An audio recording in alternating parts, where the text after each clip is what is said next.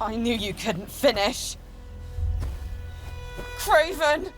Can Daemon inherit his wife's castle and lands? Before we begin, beware of dragon-sized spoilers that are coming up ahead. Therefore, stay here at your own risk or fly away. In the 5 episodes that have aired until now, or when this video was produced, Daemon Targaryen has proven himself to be as restless and erratic as dragon blood. By the 4th episode, he had maimed numerous people, celebrated the death of his infant nephew, stolen a dragon from the king, had been banished twice, defeated the crab feeder's army, and at the beginning of the 5th episode, he murdered his wife, Lady Rhea Royce, who was to inherit the castle of Runestone, which was the seat of House Royce. Fans of the show know that Rhea and Daemon loathed each other, but was that reason enough for him to kill her? Well, no. He wanted Runestone for himself, but would he get it? In this video, we will explore if Daemon would get the castle of Runestone and everything there is to know about the Westerosi inheritance rules. Let's Dracarys. Before we go into our explanation, we have a very small request. If you like our content, please support us by subscribing to our channel. This is a small click for you, but for us, it means a lot. Thank you. Let's begin. She stood to inherit all of Runestone. Did she not?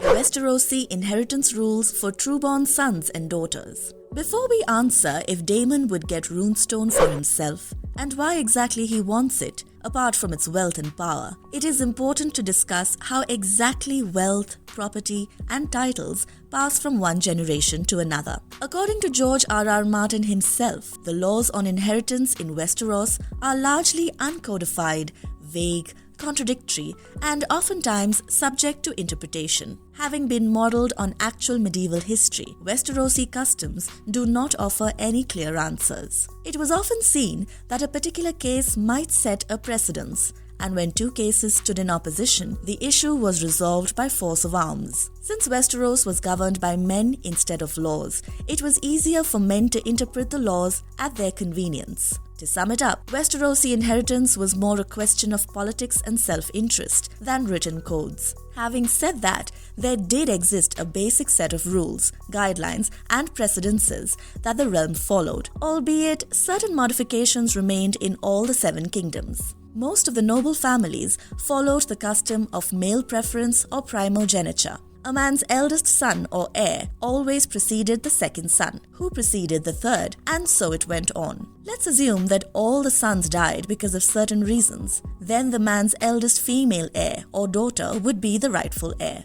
And much like the sons, the inheritance follows a similar serial order, as far as the daughters are concerned. Interestingly enough, a man's daughter has a better claim to her father's titles and property than the man's brother or brothers, meaning that Rhaenyra has a better claim to the throne than Daemon. Anyway, in certain cases, fathers have chosen their younger sons as the heir. On the off chance that the elder son forfeits the claim to the throne, the younger son rises in the ranks. This happened in the case of Maester Aemon of the Night's Watch, who gave the Iron Throne to his brother Aegon.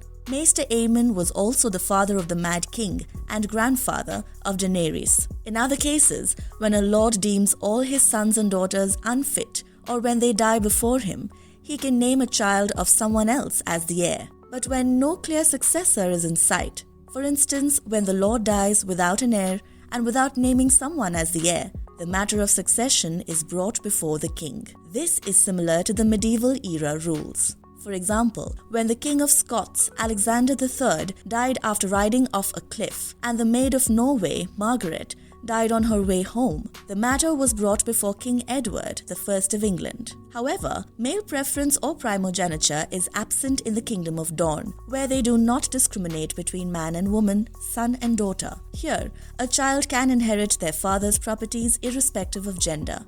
And when a woman succeeds her father, her original last name is given to her successors, instead of the last name she received after getting married to her husband. In some instances, lords lay out certain very specific and unorthodox terms and conditions for inheritance. If these claims are not met by the lord's offspring, the inheritance is deemed to pass over to other distant relatives. However, these measures often bring about legal wrangling and even violence and wars. We can quote two crucial examples in this regard. The first one was that of Lady Jane Arryn of the Vale, who wrote in her will that her distant cousin Sir Joffrey would succeed her, hence bypassing her much closer cousin, namely Sir Arnold, and his son, Sir Eldrick. However, this led to a full-fledged war between Sir Joffrey, Sir Arnold, and a third claimant named Isambard Arryn. This war took place almost around the time of Dance of the Dragons, but I am unsure if HBO will choose to pay any attention to it. Secondly,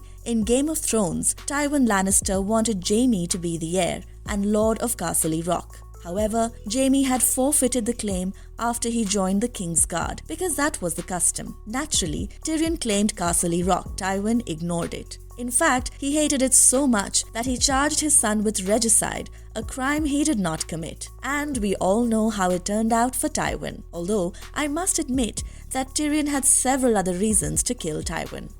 In the morning then, bastard. But what about bastard sons and daughters? Well, bastards are seldom chosen as heir, although I must admit Jon Snow was an exception in many ways. We'll get to him in a bit, but if we talk about Ramsay Bolton, he was legitimized by Roose Bolton, who named Ramsay as the heir. However, Roose Bolton mentions it plainly to Ramsay that he'd be the heir until a natural-born son to Roose Bolton comes into the world. This means that natural-born sons, although younger, have a better claim than legitimized bastards. After killing his father, Ramsay would later become Lord of the Dreadfort, Lord of Winterfell, and Warden of the North. But Jon was not really a bastard, was he? He was of noble birth, but the realm did not know that. So, for as far as his inheritance was concerned, he was a bastard in the eyes of all the lords and ladies who chose Jon as king in the north. Bran, the only living son of Ned Stark, had become, well, whatever he became, and gave up his claim. However, Sansa and Arya were still alive and had a better claim than a bastard. Yet, the lord and ladies of the north chose Jon Snow as their king, and they believed that he was as much a Stark as Sansa, Arya, or Bran. Some of you might be wondering that Jon had forfeited any claim after joining the Night's Watch. Well, yes, he did. Men and women lose the right of inheritance in certain cases, such as when they join the King's Guard, the Night's Watch, become a septa, septon, or a maester. After my niece's wedding, I plan to fly to the Eyrie and petition Lady Jane myself. Perhaps I'll see you there, Sir Gerald. Why does Daemon want to petition Lady Jane Arryn of Vale? If you'll remember when Sir Gerald Royce of Runestone accuses Daemon of murdering Lady Rhea, Daemon not only ignores the accusation, but also claims that he would petition Lady Jane about his succession as Lord of Runestone. In certain cases, when the Lord dies without a clear heir and his widow still lives, she inherits the castles and everything that comes with it until she dies. And she also had the prerogative of naming an heir of her choosing. Likewise, when a lady dies without an heir, her widower may inherit the lady's lands and titles. However, such a claim needs to be accepted by the dead lady's liege lord or lady. In the case of Daemon Targaryen, his claim as Lord of Runestone rested on the mercy of Lady Jane of Vale. So, the Royce family had its seat in Runestone, which was a part of the Vale. Several centuries ago, House Royce had pledged fealty to House Arryn, which made the head of House Arryn the liege lord or lady of House Royce. That's why Daemon cannot automatically inherit what belonged to Lady Rhea, his wife. He will have to convince Lady Jane to accept him as Rhea's successor by bypassing others like Sir Gerald Royce, Rhea's cousin. Inheritance. Lady Rhea and I had no heirs, as her husband, whatever she was due, now passes. What's Daemon's ulterior motive behind seeking Runestone? It is beyond doubt that Daemon would receive wealth, power, and pride by getting hold of Runestone. But is that all he wants? Of course not.